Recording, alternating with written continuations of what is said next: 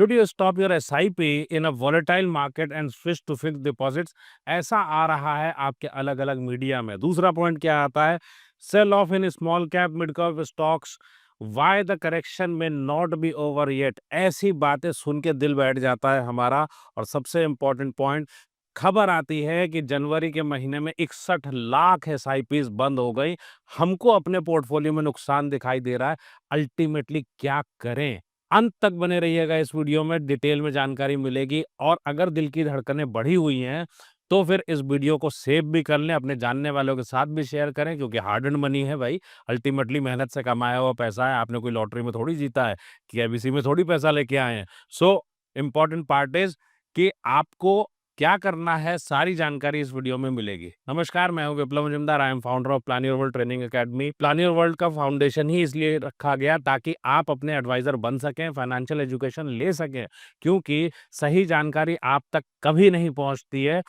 छन छन के कुछ बातें निकलती हैं। इसीलिए हमारे यहाँ पे फाइनेंशियल एजुकेशन के कोर्सेज बने हुए हैं ताकि आप अपने एडवाइजर बन सके और अपना पैसा आप ही मैनेज कर सकते हैं, कोई दूसरा नहीं करेगा। हाँ, आपको जानकारी चाहिए, बिना स्किल सेट के नहीं होने वाला है। तो फाइनेंस स्किल की तो जरूरत है। Link is in the description या फिर planyourworld.com वेबसाइट से ले। मीडिया में इतनी बातें तो हमने सुनी, उसके बाद एक पहाड़ और टूटता है। Is it time to pull your money out of all small and mid cap funds? दूसरा आती है खबर, mutual funds as small mid cap funds fall sharply, is this the time to stop your SIP? ये भी खबर देखते हो और फिर हमारी थंबनेल भी आप देखते हो, सो आपका मन टूटता है। एंड देन आपके पास में खबर आती है, ICICI pru CIO warns on small caps mid caps, is it time to exit SIPs in these funds? फिर एम्फी का डेटा आता है, association of mutual funds in India का डेटा आता है। अपने आप में एक बहुत बड़ा डिस्कम्फर्ट आता है लोगों के अंदर। Details of new SIPs registered and discontinued during FY 24-25 are as under SIP in count in lakhs. अब ये आपके पास डेटा आता है, आप देखते हो जनवरी 2025 में 56 लाख नई एसआईपीज बनी और 61 लाख डिसकंटिन्यू हो गए, जो कि ऑन एन एवरेज अगर पिछले महीनों में देखें अराउंड 38 लाख 40 लाख के बीच में होता था। अचानक से 61 लाख एसआईपीज रुक गई। किसकी होती है ये एसआईपी? मैंने एक कंपनी में बात की, मैंने कहा कि क्या है आज की डेट में, क्या सीन है? रिटेल इन्वेस्टर जो कहता है कि मुझे तो एसडब्ल्यूपी इक्विटी मार्केट से ही चाहिए, मुझे तो एसडब्ल्यूपी चाहिए, इक्विटी स्मॉल कैप आप नहीं जानते विप्लव जी, लेकिन मुझे तो पैसा बन ही जाएगा। ये सारे वही लोग हैं जिन्होंने ये एसआईपीज रोकी होंगी, पक्की बात है। कारण क्या है इसका? 99% लोगों को क्या लगता है कि एसआईपी जो है वो तो स्कीम है, पैसा बना के दे देगी। मुद्दा क्या आता है? बहुत सिंपल सा है। जब आप इक्विटी से पैसा बनाते हो, हम लोग शेयर बाजार की बात करते हैं या म्यूचुअल फंड की बात करते हैं, इक्विटी पार्ट की उसी की बात हो रही है, बिकॉज वो वोलेटाइल है, अपने आप में ऊपर नीचे रहता है, हमारी धड़कनें बढ़ती हैं। हमने इन्वेस्टमेंट किसमें किया है? बिजनेस में। सो दो तरह के लोग हैं, एक है ब्रोकरेज हाउसेज आपके, जिनका बिजनेस चलता है आपको शेयर खरीदवा के या बेच के। ठीक, दोनों कंडीशन में उनको मिलते हैं पैसे। आप कहोगे यहाँ ब्रोकरेज हाउसेज कहाँ से आ गए? देखिए, इक्विटी मार्केट में टैक्टिकल कॉल्स की बात आती है कि मैं आज ये खरीद लूं, कल वो फलाना का इतना रेट हो जाएगा। मैं आपसे पूछता हूँ, एक कंपनी मान लेते हैं भारत की सबसे बड़ी बैंक, मैं उसका शेयर धारक हूँ, ठीक, वाकई में शेयर भी है मेरे परिवार में उसका। अब मुद्दा क्या आता है? मैंने वो शेयर खरीद रखा है। अब पता ये चला कि सुबह से लेके शाम तक में मैंने शेयर 2 बार खरीद लिया, 2 बार बेच दिया। क्या वहां के एम्प्लॉय का काम करने का तरीका बदल गया? क्या अगले 3 महीने में उसका काम करने का तरीका बदल गया? क्या बैंक में एकदम से उछाल आ गया? नहीं, ये शेयर का उतार-चढ़ाव है। कंपनी का बिज़नेस अपनी जगह चल रहा है और इसका शेयर के प्राइस का मूवमेंट अपनी जगह है। दूसरा पहलू, जब हम बिज़नेस में पैसा लगाते हैं तो हम लॉन्ग टर्म के लिए लगाते हैं कि बिज़नेस लंबे समय में आपको प्रॉफ़िट देगा, तब आपको प्रॉफ़िट आने वाला है। उसका शेयर का भाव जब बढ़ेगा। अल्टीमेटली रिटर्न आता कैसे है? जब हम म्यूचुअल फंड की बात करते हैं, शेयर और म्यूचुअल फंड की बात कर रहे हैं, तो दोनों में क्या फ़र्क हो गया?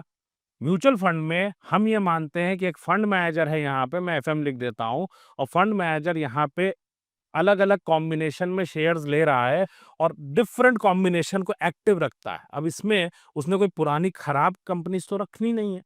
अब मान लीजिए मैंने लार्ज कैप लिया, तो लार्ज कैप में इनके पास में वो सारी इंडिया की बड़ी कंपनीज़ हैं, जिसका प्रोडक्ट आप यूज़ करते हो। कोई ना कोई गाड़ी आप चलाते हो, नमक खाते हो, आप कोई ना कोई टेलीकॉम सर्विस यूज़ कर रहे हो, हर एक चीज़ आपके घर में जो यूज़ हो रही है, वो इंडिया की बड़ी कंपनियों की। उन बिज़नेसेस का ये अपने आप में कलेक्शन है और इस कलेक्शन का रिटर्न कितना आएगा? इसका रिटर्न आएगा जीडीपी प्लस इन्फ्लेशन। अगर मैं इसको मान के चलूँ जीडीपी प्लस इन्फ्लेशन के एंगल से, तो ये बन गया, मान लीजिए हम 6.5 इधर ले लेते हैं और यहाँ पे 5.5% ले लेते हैं, तो अल्टीमेटली मेरे पास में 12% का रिटर्न की उम्मीद है। अब क्या ये 12% मुझे इस फॉर्म में मिलेगा? नहीं। ये इस तरह से कुछ भी हो सकता है क्योंकि इसमें लोगों के सेंटिमेंट्स हैं, इसमें कुछ शेयरों को बहुत ज़्यादा लोग एक साथ खरीद रहे हो। तो money supply, demand and supply की मैं बात कर लूँ या फिर इसमें ट्रेडिंग की बात कर लूँ, कंपनी का बिज़नेस अपनी जगह है और ये उतार-चढ़ाव अपनी जगह है, ये सेंटिमेंट बेस्ड है, इसको मार्केट कहते हैं। अब बहुत समय से हम लोग सुन रहे थे कि मार्केट ओवर वैल्यूड है। आपने पैसे लगाते रहे, लोग पैसे लगाते रहे, ठीक? लमसम खरीद लो। लोग मुझसे पूछते हैं, मतलब 100 में से 90 आदमी पूछता है, "सर लमसम लगा दूँ?" मैं कहता हूँ, "this is the time not to invest." लेकिन बोले, "नहीं, नहीं सर, मार्केट तो ऊपर जाएगा, आप नहीं जानते।" अब वो क्या कहते हैं, "सर 1 लाख लगाया था, मुझे 4,500 का नुकसान हो गया, क्या करूँ?" अरे भैया, अगर ये नुकसान है, इसको नुकसान कहते हैं? मार्केट जिस जगह पे है, 1% का बीटा पकड़ूं तो 750 पॉइंट का बीएसई तो ऊपर नीचे किसी भी दिन हो जाए, तो 1% की वॉलेटिलिटी तो किसी भी दिन, इसको उतार चढ़ाव कहाँ बोल सकते हैं? मुद्दा क्या है? आपने ओवर वैल्यूड खरीदा, आज अगर आपके पास में है तो कहीं पैसा जीरो तो नहीं हो जाएगा। मुद्दा आता है हमारे सामने बहुत बड़ा कि एसआईपी रोकूं या बंद करूं। अब मैंने आपसे क्या कहा, आप बिजनेस में पैसा लगा रहे हो, जब बिजनेस में पैसा लगा रहे हो तो क्या मेरा पैसा जीरो होगा? इतने सालों का रिकॉर्ड, कितने सालों का रिकॉर्ड आपके साथ शेयर करूं? 25 साल का रिकॉर्ड लेके आया हूं, 25 ईयर्स का रिकॉर्ड है। अब चेक करो पैसा डूबेगा कि बनेगा। एक बात बहुत क्लियर है, ये अपने आप में एक टूल है जिससे वेल्थ बनती है। आपकी बनेगी या नहीं ये आप जानो, क्योंकि मनी आईक्यू नहीं है तो बनाना बड़ा मुश्किल हो जाता है, क्योंकि हमें पता ही नहीं चलता। अब जिन्होंने एसआईपी बंद की, क्या सोच के बंद करी पता नहीं। ऐसी मूर्खता अपने आप में बहुत घातक होती है, लेकिन एक्सेल को देखे बिना जाना नहीं। अब पहले आपको दिखाता हूं कि इंडेक्स की स्टोरी, फिर मैंने आपके लिए 3 फंड अलग-अलग लिए हैं, एसबीआई का, एचडीएफसी का, फ्रैंकलिन का, जो बहुत पुराने फंड से 2006 से डेटा चूंकि अवेलेबल था एसबीआई का, तो मैंने एसबीआई का डेटा वहां से लिया। इंडेक्स का डेटा लिया सन 2000 से। हमने ये देखा कि अलग-अलग लोगों ने इन्वेस्ट किया है, उनकी वेल्थ कितनी बनी है, तो उसको हम लोग चेक कर लेते हैं। हमारे पास में किस तरीके का डेटा है, आपका होल्डिंग पीरियड है, 1 साल के लिए किसी ने रखा तो उसको क्या रिटर्न मिला? फंड तो चल रही है, एनएवीज़ तो अवेलेबल है। आपने जनवरी में 1 तारीख को लगाया, अगले साल 2001 में इस पैसे को विथड्रॉ कर लिया। आपने 2 साल की बात करूँ तो 1 जनवरी 2001 में लगाया, 3 जनवरी होगा प्रैक्टिकली, 1 जनवरी को उस दिन छुट्टी थी। आपने 3 जनवरी को पैसा लगाया और 2002 में आपने निकाल लिया तो 2 ईयर। इसी तरीके से 2003 में निकाला और अगले आदमी ने यहाँ पे 1-1 साल के गैप पे निकाला। फर्स्ट ईयर में अगर देखें तो उसने 1 साल यहाँ पे रोका, इसने 1 साल रोका, इसने 1 साल रोका, तो अलग-अलग 1-1 ईयर के रिटर्न, यहाँ 2-2 ईयर का rolling return, this is known as rolling return. Then 3 year की बात करूँ तो ये 3 साल का, ये 4 साल का हो गया, ये 5 साल का हो गया, 6 साल का, हम 15 ईयर्स तक का रिटर्न लेकर के गए हैं। अब आप सोच के देखो कि क्या मेरा पैसा ज़ीरो होगा? हमारे पास रिजल्ट्स कितने हैं? तो जितने, अब ये मान लिया कि हमारे पास में रिजल्ट्स है 25। 25 ऐसे लोग हैं जिन्होंने 1-1 साल पे निकाला पैसा और अलग-अलग पीरियड में। 1 जनवरी को हमने यहाँ पे टारगेट किया खाली उसके बेसिस पे। नाउ जो रिटर्न्स आए, उसमें क्या था? ऐसा इंसान जिसको सबसे ज़्यादा रिटर्न मिला 1 साल में, कितना था वो? 75%, 75.76। दूसरा, ऐसा इंसान जिसको सबसे ज़्यादा नुकसान हुआ, कितना मिला? -51.79%, मतलब लाख रुपए के 49,000 रह गए। यहाँ कितने रह गए? यहाँ पे 1,75,000 हो गए। बहुत अच्छा लग रहा है। अब दूसरा डेटा, पॉजिटिव डेटा कितना? 21 लोग थे जिनको फायदा हुआ 25 में से। नेगेटिव कितने थे? 4। अब आत्मा कांपी कि भाई पैसा तो नुकसान हो रहा है। अब देखें कि हम 2 साल पे चले गए, 2 साल पे गए तो जो मैक्सिमम रिटर्न है that is 47%, minimum is 13%, 18 positive 6 negative, अरे यहाँ पे भी ज्यादा है 24 के उसमें। अब रिजल्ट्स पे जाता हूँ 23, अब यहाँ पे पता चला 43% का प्रॉफिट है 3 साल में, और इसमें जो नुकसान हुआ 0.02% का नुकसान हुआ अगले को। 22 पॉजिटिव रिजल्ट्स थे, 1 नेगेटिव रिजल्ट 3 साल में। जब 4 साल पे जाता हूं, आप देखिए लगातार मैक्सिमम प्रॉफिट है वो भी घट रहा है और जो नुकसान है वो भी घट रहा है। अब देखिए जब लंबे समय तक रखते हैं उसका फायदा क्या है? कारण क्या है? आप फंड मैनेजर नहीं हो, आपको टाइमिंग नहीं पता, आप आज विथड्रॉ कर लो, कल अगर मार्केट सही हो जाएगी यही लोग बोलेंगे कि भाई यहाँ पे पैसा बन जाएगा। अब मुद्दा क्या आता है, क्या हमको पता है as a retail investor, middle class परिवार, क्या हमें पता है कब एंट्री लेनी कब एग्जिट लेनी है? It is to be mapped with our goals. आप टाइम के साथ कर लो, ये बियॉन्ड कंट्रोल है। कब पैसा लगाऊं कब निकल जाऊं ये मेरी जरूरत के हिसाब से होना चाहिए, क्योंकि आप टारगेट नहीं कर सकते। दूसरा, आपका पैसा जब छोटा है, क्या आपको बड़ा एडवाइजर मिलेगा? आप चले जाओ किसी भी कंपनी में और बोलो मेरी 10,000 की एसआईपी है, देखो कितना एंटरटेन करते हैं। म्यूचुअल फंड की डार्क रियलिटी है, they will never entertain you. अगर आपके 10,000 की एसआईपी है, उनके ऑफिस में कितने लोग, 5 आदमी 10 आदमी, they can not serve you, वो आपको कभी सर्व नहीं कर सकते। सो इंपॉर्टेंट फैक्टर क्या है, अगर आप डायरेक्ट में जाते हो आपको पढ़ाई की सख्त जरूरत पड़ती है, अदरवाइज आपको कभी पता ही नहीं चलता मैं करूं क्या। अगर मार्केट बढ़ी तो हम कंफ्यूजन में, मार्केट घटी तो कंफ्यूजन में, करना क्या है। सो जिंदगी आपकी है। अब देखिए जब मैं इसी को 5 साल पे लेके जाता हूं, 41% पॉजिटिव, लगभग लगभग -1% यहाँ पे नेगेटिव। नेगेटिव्स पे अगर आता हूं, 6th ईयर ऑनवर्ड्स कोई भी ऐसा आदमी नहीं है जिसको कोई नुकसान हुआ हो। 7वें साल पे आप देखिए 19 रिजल्ट्स हैं हमारे पास में, नेगेटिव रिजल्ट 0। जैसे जैसे आपका ड्यूरेशन बढ़ रहा है, जैसे जैसे आपका होल्डिंग पीरियड बढ़ रहा है, यहाँ पे अगर आप नोटिस करें लगभग 14th ईयर पे आप आते हो तो इट इज 7.71% आपका मिनिमम रिटर्न है किसी भी आदमी ने जो रिटर्न बनाया। अब अगर आप इसको चेक करो, this is more than FD post tax. और अगर आप 1.25 लाख का गेन बनाना जानते हैं टैक्स फ्री हर साल, तो ये आपका पूरा पूरा टैक्स फ्री है। सो अगर आप लंबे समय में जाते हो आपके पास ऑप्शन क्या होता है? हमें कई बार क्या लगता है, हम अलग अलग इंस्ट्रूमेंट में लगा दें।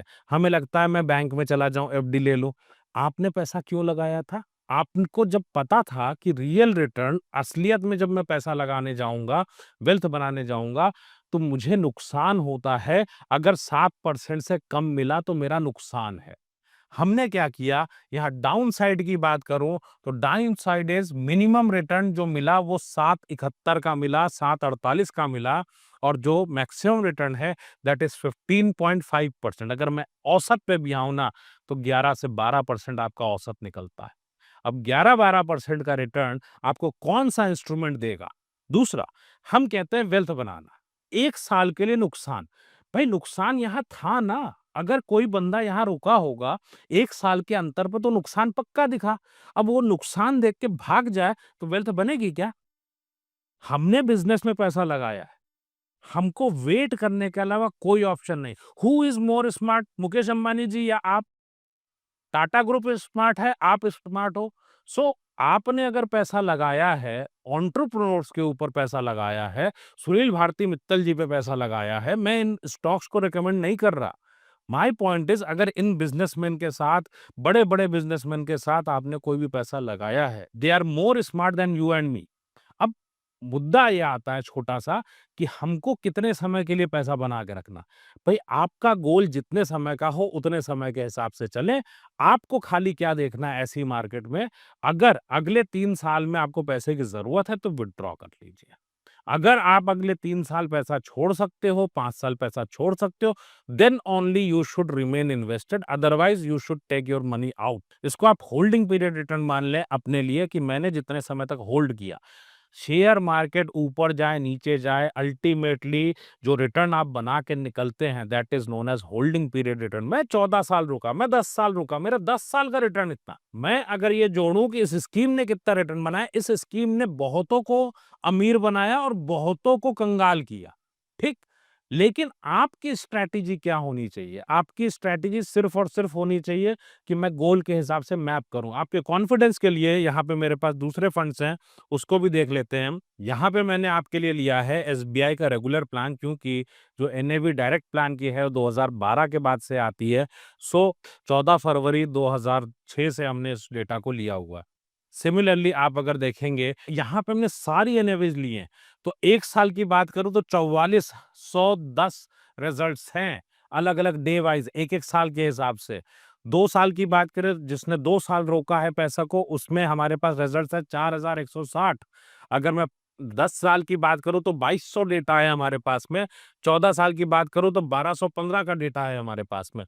अब आप अगर देखो maximum return, minimum return, so minimum return जो अपने आप में है, वो घटता जा रहा है 5 साल पे, और छठे साल onwards there is no one जिसने कि लॉस किया हो। तो मन में एक बात आती है कि क्या मेरा पैसा ज़ीरो हो सकता है? नहीं हो सकता।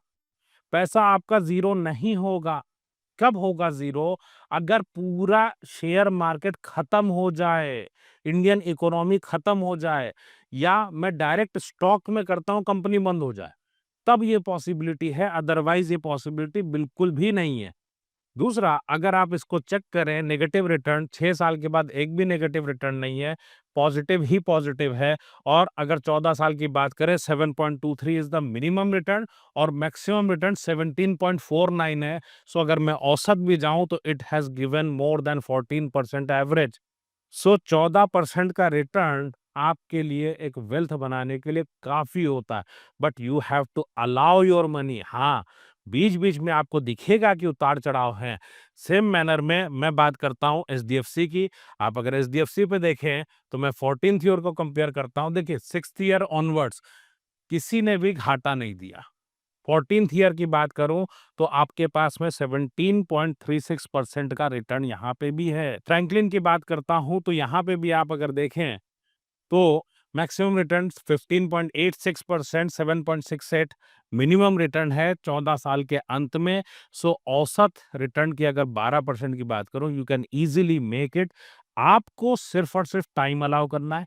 एसआईपी क्यों करते हैं? जब हमें दिखे कि बाजार बहुत अच्छी है, आने वाले समय में इकोनॉमी बहुत अच्छी है, सो उस टाइम पे मैं विड्रॉ करूं, अगर मेरा गोल अचीव हो रहा है तो। अगर गोल में समय बचा हुआ है तो I will wait till the time I believe कि मेरी इकोनॉमी ऊपर जाएगी। सो जिस तरीके का नेतृत्व अभी है इंडिया में, मुझे नहीं लगता कि किसी भी हाल में हमें अपना कॉन्फिडेंस लूज़ करने की ज़रूरत है। और कॉन्फिडेंस बना के रखिए, वो लीडरशिप जो है वो हमसे बहुत स्मार्ट। बेस्ट अल्टरनेटिव की बात करते हैं लोग कि मैं एफडी में चला जाऊँ, 9% ले लूँ, 6% ले लूँ, 8% ले लूँ। देखिए 9% की एफडी अपने आप में वैसे ही रिस्की होती है। दूसरा, अगर मुझे 9% ही बनाना था, मैं इसमें आया क्यों? मैं वेल्थ बनाने आया था, मैं यहाँ पे खेलने आया था। आप अगर ट्राई करने आए थे तो भाई साहब ये मार्केट आपके लिए नहीं है। आप पहले जाइए, समझ लीजिए what is mutual fund, then आइएगा। अपनी स्थिति जानो, म्यूचुअल फंड को पहचानो, तब इन्वेस्ट करो। दूसरा पार्ट ये आता है कि अगर आपके पास समय है, तो ही आप इसमें इन्वेस्टेड रहें। अल्टरनेटिव अगर इसकी मैं बात करूँ तो इसका अल्टरनेटिव नॉर्मली नहीं बनता, क्योंकि अगर 8-9% का आपने शॉर्ट टर्म का सोचा कि मैं 8-9% बना लूँ, तो कब आपको लगेगा कि मार्केट में जाएँ। मेरी एक बात ध्यान रखिएगा, बहुत सिंपल सी। हम कहते हैं बाजार ने पीक बनाया 8500, कब बोलते हैं? जब 8500 ओवर हो गया। जिस दिन 8500 पे थी मार्केट, उस दिन दुनिया के सारे जितने भी बाजार के पंडित हैं ना, उन सब से पूछ लो कि आज का बता दें ये पीक पे है कि बॉटम पे है कि कहाँ पे है? नहीं पता ना। मार्केट में पीक की वैल्यू क्या है अपने आप में? 8500 से नीचे अगर बाजार आई तो मार्केट वाज़ ओवर वैल्यूड। अगर मेरे पास टाइम है, दूसरा कौन-सा एसेट क्लास है जो मेरे को इतना रिटर्न बना के देगा? वो भी मुझे दिमाग नहीं लगाना। SIP is the best method to create wealth. अगर मेरे पास पैसे नहीं है, अगर आपके पास ज़्यादा वेल्थ है, तो फिर आपको देखना पड़ता है कि आपका मार्केट ओवर वैल्यूड है, अंडर वैल्यूड है क्या? अगर आप एसआईपी से वेल्थ क्रिएशन चाह रहे हैं, तो लंबे समय में आपकी वेल्थ बन जाएगी। There is no alternative of SIP in wealth creation. अपने आप आपको इन्वेस्ट करना हो डायरेक्ट में, सीधे-सीधे नहीं कर सकते, आपको नॉलेज की ज़रूरत पड़ेगी ही पड़ेगी। और ये जानकारियाँ नहीं थी, तो वैसे भी आपको मेरी वीडियोज़ देख कर के आपको इतना अंदाज़ा हो गया होगा कि बहुत सारी चीज़ें आपको नहीं पता, तो कौन बताएगा आपको? ये सारी चीज़ें सीखने में 5 साल वेट करोगे? अपना नुकसान करोगे बहुत बड़ा। पहले अपना मनी मैनेजमेंट स्किल लो, उसके बाद इन्वेस्टमेंट करो।